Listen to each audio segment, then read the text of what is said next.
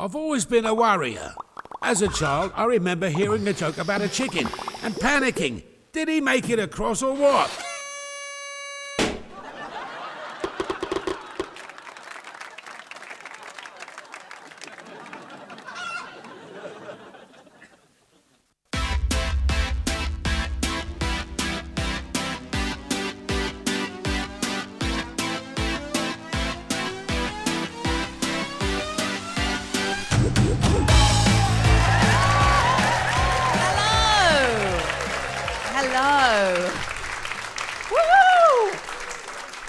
I'm Samantha Baines and welcome to Pleasance Live in association with audible.co.uk. We are currently live on the Pleasance TV YouTube channel and Facebook page. Hello.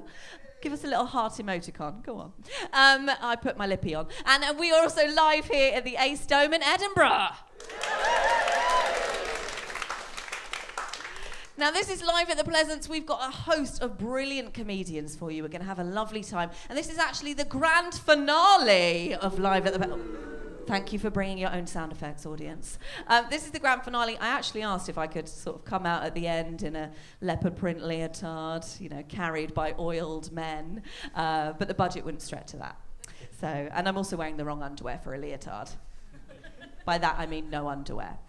No, I am. It's up to here. So, are you ready for your first brilliant act of this show? Yeah. Let's do it. I'm delighted to welcome him on stage. He's had an awesome couple of years. He's had his own Radio 4 series, a national tour, appearances all over our tellies and radio. And it's so unsurprisingly, he was also selected as one of the BBC's 2017 New Talent Hot List. Please give a massive Live at the Pleasance welcome to Tez Ilyas.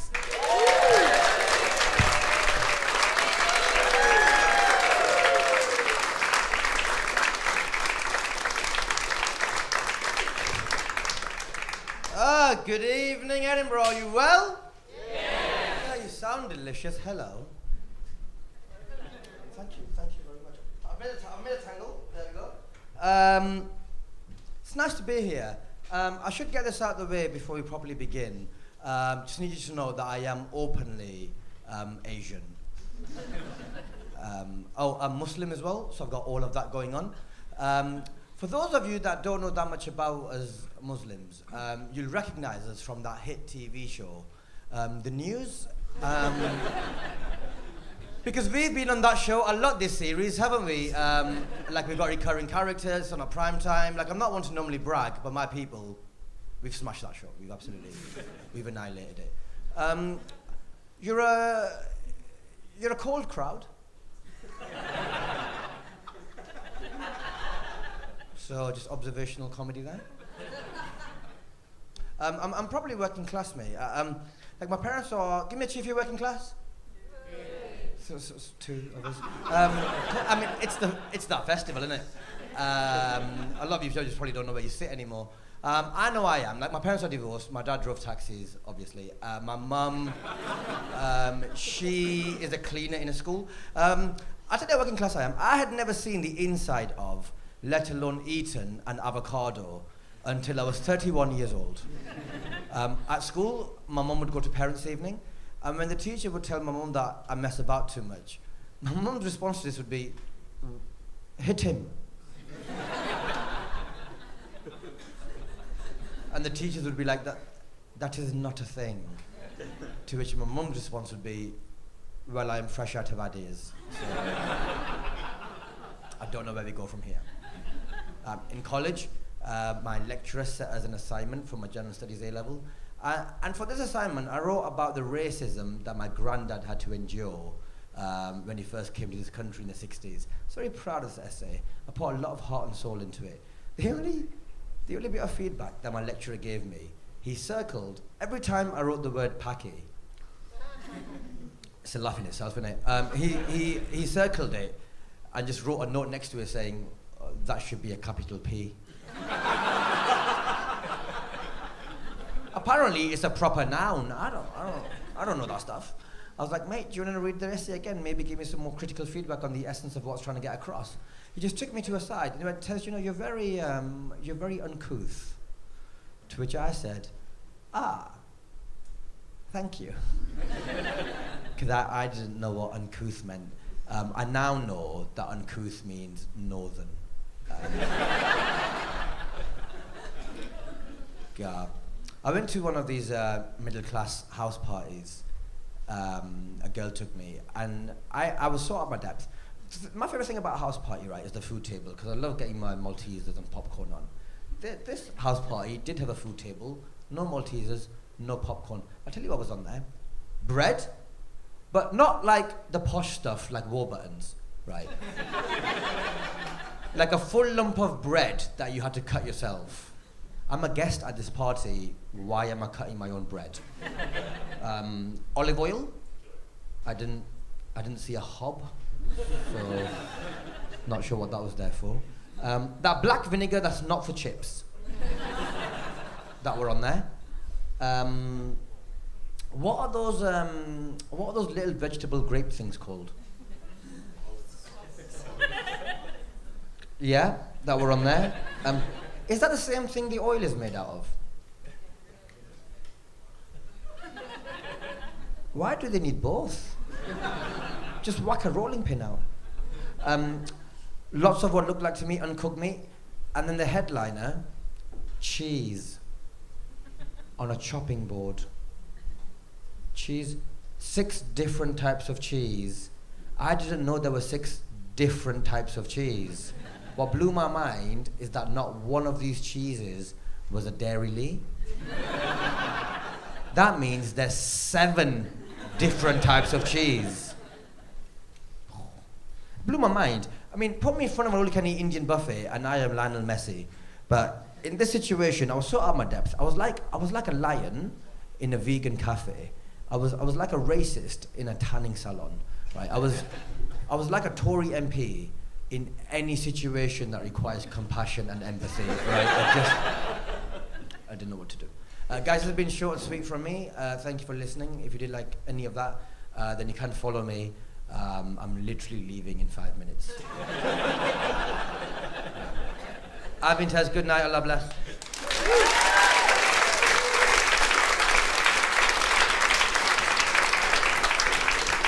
Tez Ilyas. And you can see Tez's show, Testify, see what he's done there, at the Pleasance Beside with a capital P in the Courtyard every night at 8:30. Now, I'm very excited to be joined by a man who's not only a legendary comic, but also now a film star. You can instantly recognise him as the hero of Ken Loach's acclaimed film, I, Daniel Blake. Please welcome Dave Johns. Thank you. Hello. Hello. Hello. This is nice getting interviewed by you. It's been a dream come true. Oh, good. You haven't had it yet. No, I haven't. Right, so see how it goes. Okay. So you are now a film star. I am, yeah. What's it like being in a film and doing Hollywood and all of that? I don't know. I mean, I don't think there's many film stars called Dave. But basically, I'd been stand-up for 30 years, and I got a friend of mine said Ken Loach was looking for a guy my age to be in his new film. So they said send a text to. So I sent a text to the casting director, and this text is probably the most important text I've ever sent in my life because it did change my life.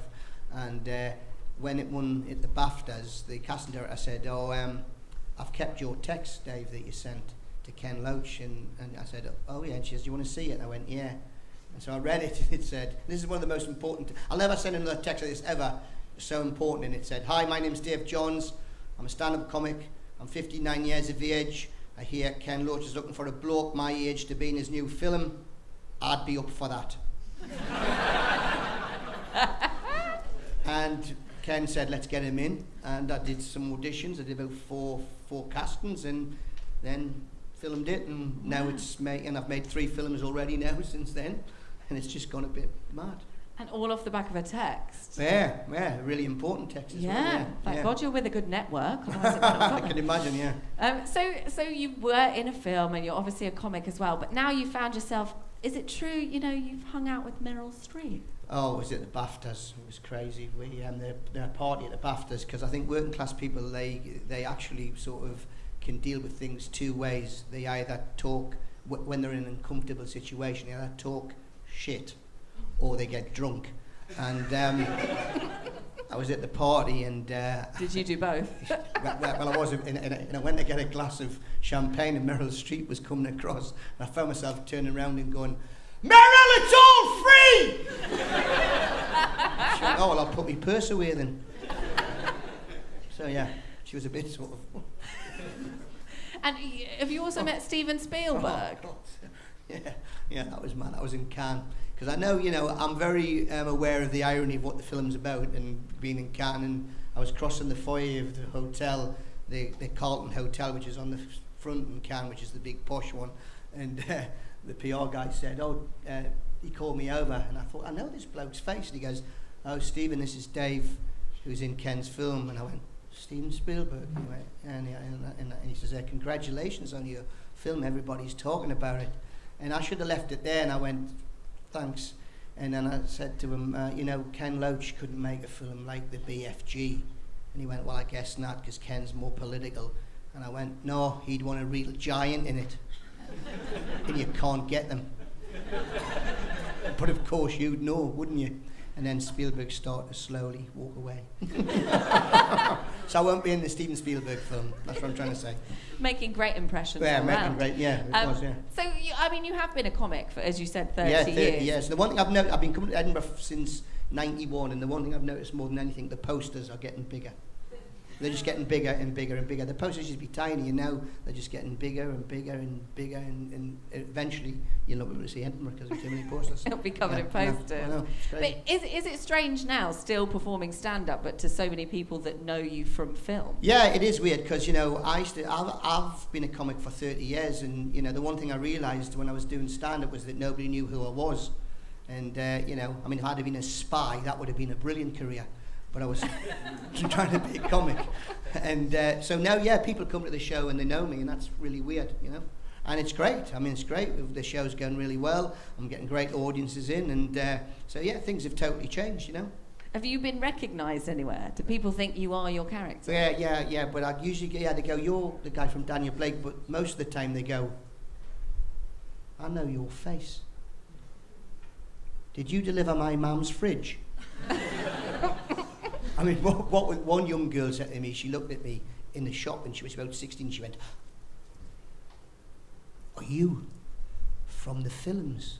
As if the Fillums was a place. Yeah. So I just went, yes, I'm from the Fillums. I'm the first to arrive. Others will follow. And I faced, the Fillums people are coming. So it's been pretty crazy, yeah. Oh, so obviously you have been a comic for 30 years, but now you're quite good at the old acting. Are you going to sort of swan off and be a Hollywood star? Well, it's amazing. I've actually, at 62 years of age, I found out that I can actually act on film. So I've just done a film for Fox, which is coming out in March, which is called Walk Like a Panther, which is basically about retired wrestlers who come out of retirement to save their local pub. So it's a bit like a Full Monty type sort of like Brastoff type comedy, Yeah. So and that's coming out in March, and I've done a film about Bert Troutman, the Manchester City goalkeeper. Oh wow! Yeah, so I played I played the St Helens football manager in that. So I've had a film. It's 62. You've got a whole new career. At 62, I won Best Newcomer at the Empire Film Awards, and the day I won it, I got back home, and the NHS had sent me a free over 60s bowel cancer testing kit. Every time you try to leave, they pull you back in. So Hollywood, so Hollywood. It is so Hollywood. Well, you can hear loads more of Dave's amazing tales at his show, Fillum Star. It's on at the King Dome every night at 7 p.m. Dave Johns! Thank you.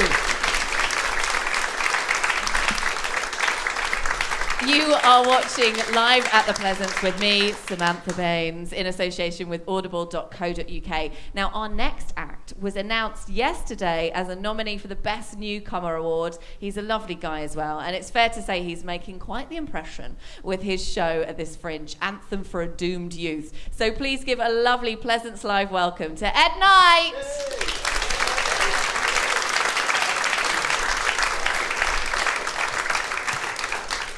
Hey, better not be shit now, eh? You alright? You enjoying your fringe? Yeah. Good, I am. I'm Ed Knight. You might recognise me from that there. I've brought a Sharpie so we can vandalise it later on. I'm really enjoying my fringe. It's nice to be away from home for a bit. I don't really like my living situation back home. I live in this house share with my parents, which is...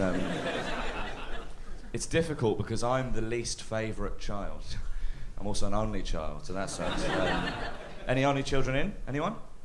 Yeah, right, it sucks, right? People with brothers and sisters assume that being an only child is really good, but it's not. Because as an only child, you have to come to the conclusion that you are the lesson your parents learned.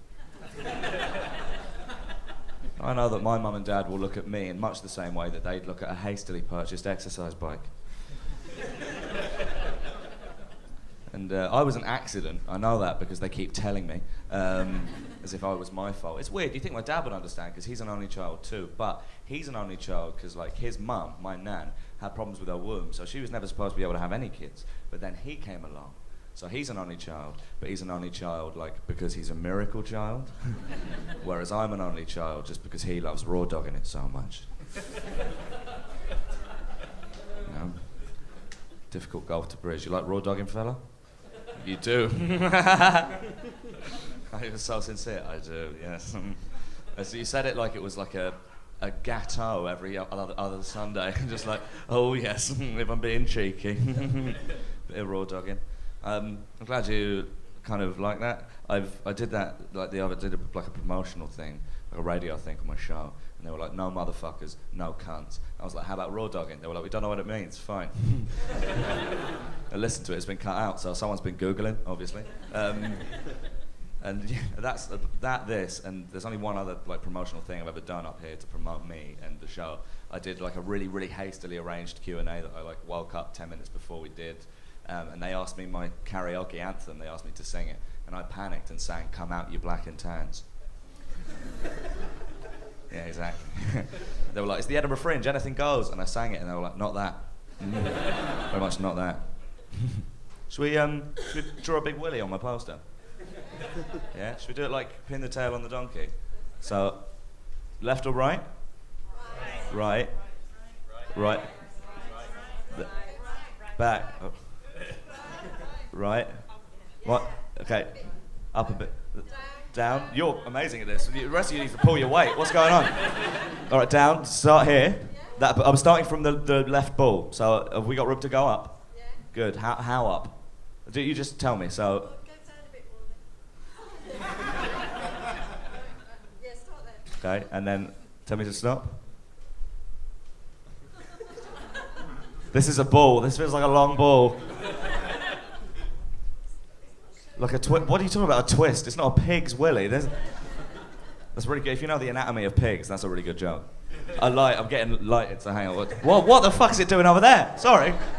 Oh, just hang on. Do a little willy. It's 8:30 p.m. At the Courtyard, and I hope you enjoy the rest of the show. Thanks.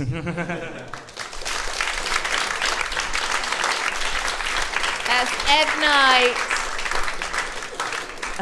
You'll be very lucky if you can get a ticket to his show now. But if you want to see it, it's on at Bunker 1 in the Courtyard at 8:30 p.m. What I loved about that as well is Ed asked if anyone was an only child in the audience, and a young girl put her hand up, and then her sister looked at her like...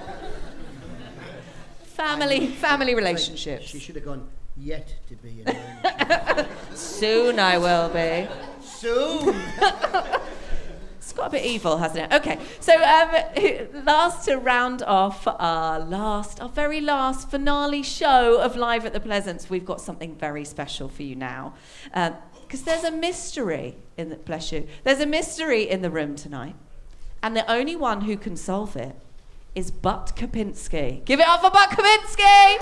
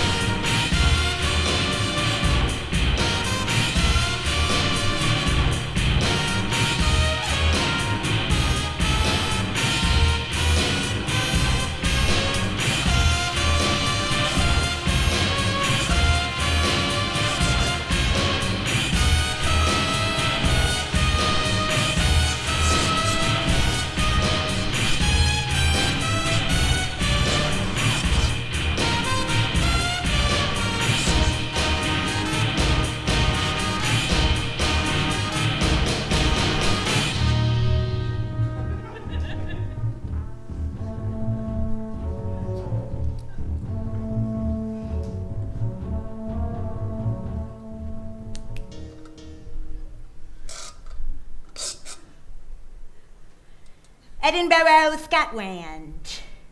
A beautiful city, Edinburgh. Bridges leading to tunnels, leading to secret staircases, leading to Marabio.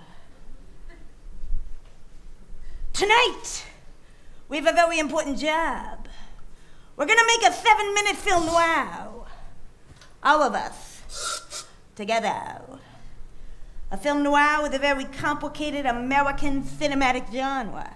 So let's just make sure that we all understand the rules of a film noir. Also, not looking at me, it's not gonna help.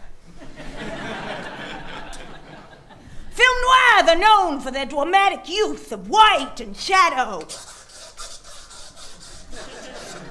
Film noirs have characters, all kinds of seedy, disgusting characters capable of filthy, horrible things. Film noirs have some sort of climactic twist ending that you could never expect, and yet it usually ends with some sort of seductive makeout scene.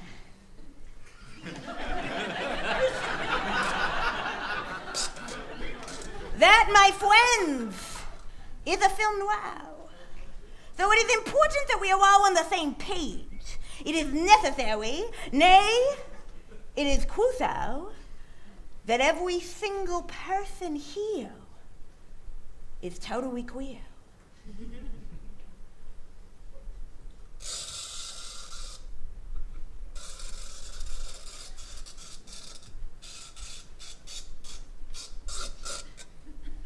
Is everyone queer? Is there anyone here who's not queer?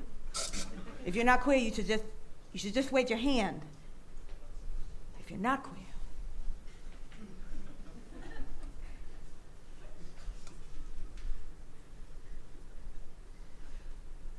Well, I guess we're all queer.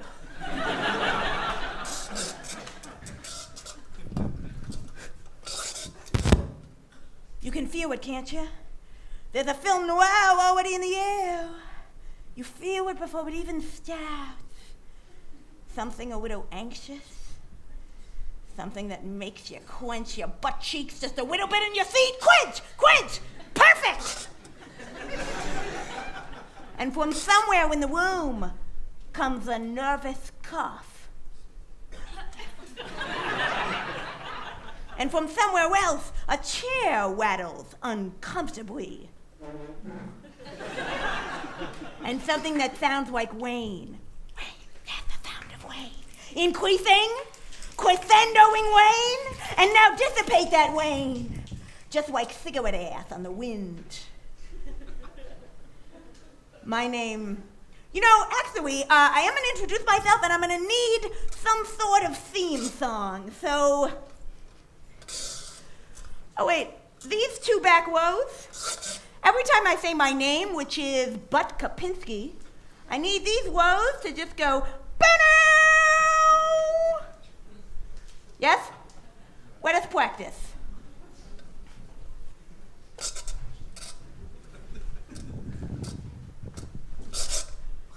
My name is Butt Kapinski. Yeah, pretty good. All right, so now we're gonna go very fast with it, okay? So whenever you hear my name, you just stick it in there. Here we go. My name is Butt Kapinski, and I'm a private eye, and every time Butt Kapinski smells trouble, trouble smells Butt Kapinski right back. Butt Kapinski gets all up in it, and Butt Kapinski messes around, and afterwards everyone says Butt Kapinski. That was very nice. And so it was. I was walking in the city, just trying to investigate, just trying to see what could be happening. Where could the mystery be? Oh, hello. Where are you from? Edinburgh. I don't understand your accent, but I'm assuming you're from Edinburgh. Yes. What brings you out tonight? Show. The show. Sure.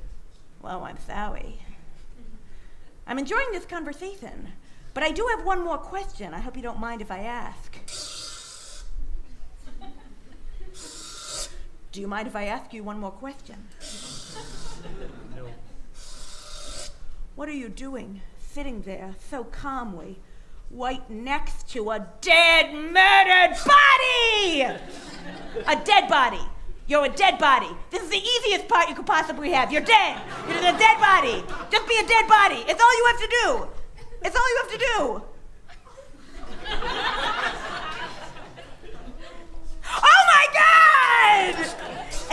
they did. And so the body had been horribly murdered, and the blood, can you just all be the blood? Just be the blood, just gushing out of the body, and the organs of the body, can you all be the organs? The organs had just fallen out, and were just flopping around outside the body. Flopping, you're an organ, go! You're actually a beautiful organ, which one are you? The kidney, brilliant! And so, what does a dick like me do on the job? Well, if he's Butt Kapinski, that's very good. He tried to solve the crime. And so I went downtown. Can you all put your fists in the air?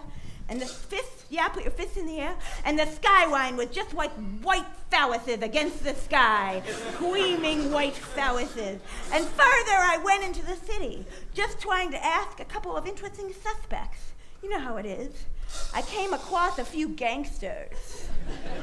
Their names were Paco and Big Jim. Paco was 7 feet tall. Yeah, he was. And Big Jim, ironically, was actually very little. Very good.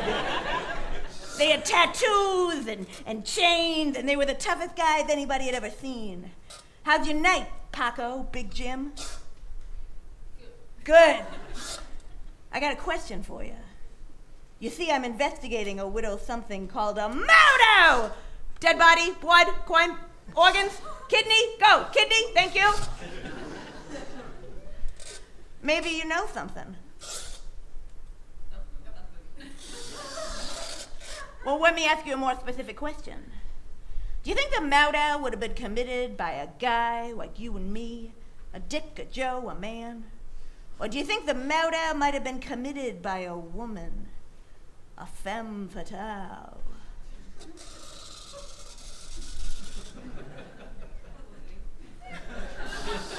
Probably a woman, right? Yeah, good job, guys! And so I knew what I was looking for. The kind of beautiful woman that always steals your heart. Gorgeous women like Hot Wanda here, all blonde and seductive. Or Tiny Nina, who was just so little and her lips were so big. But then there was the kind of woman that could break your heart.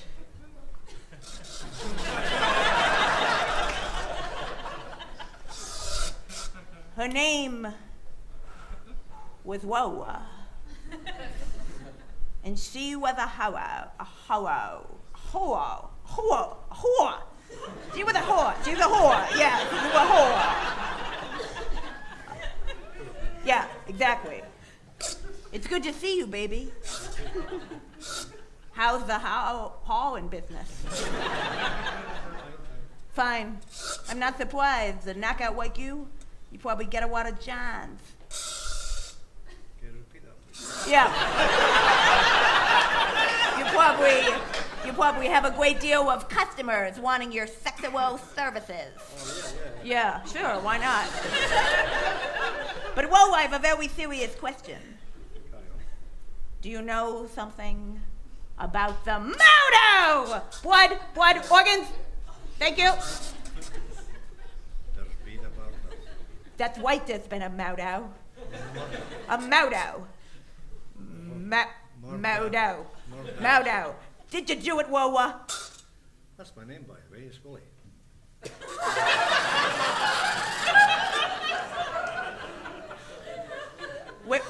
Willie Woa? Yeah. Willie Woa. Beautiful name. Rolls off the tongue. Willie Woa, did you do the murder? It wasn't me. Okay, hold on 1 second. So I have like maybe 1 minute left. Do you know what I mean? So I just think I probably need. Okay. You're a beautiful woman, Willie Woa. But did you do the murder? Yes.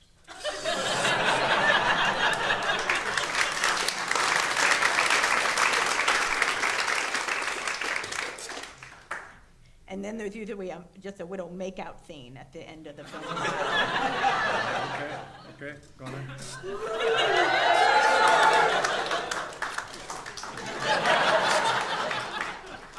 And so it was on the city streets, where crime is everywhere you look. But when a dick like Butt Kapinski's on the job, the case always gets cracked.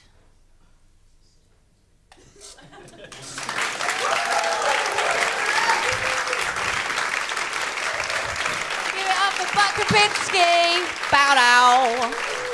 And give it up for Lola.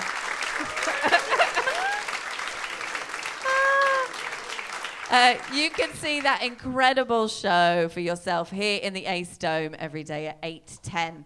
Now, sadly, that brings us to the end of the show.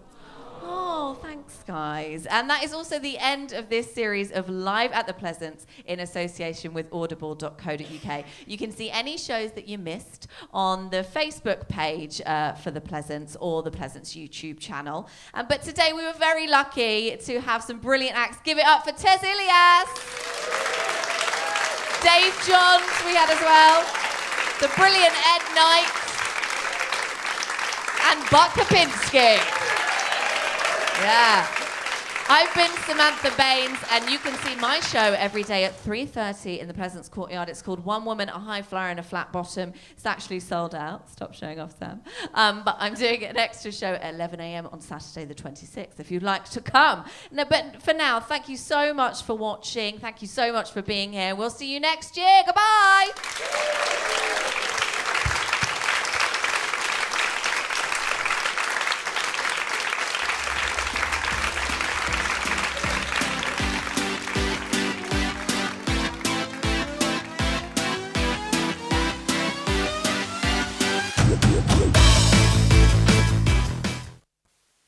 I've always been a worrier. As a child, I remember hearing a joke about a chicken and panicking. Did he make it across or what?